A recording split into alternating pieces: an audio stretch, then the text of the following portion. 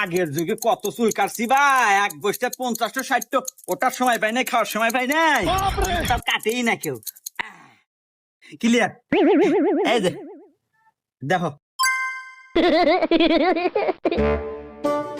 এবা তুমি তো ভালো চুল কেটে দাও, এখন না এখন তো দেওয়া যাচ্ছে আমাক। এবা তাহলে এলো দাইটো কেটে দাও। আচ্ছা দিতেছি, সব ব্যবস্থাই আছে আমার কাছে।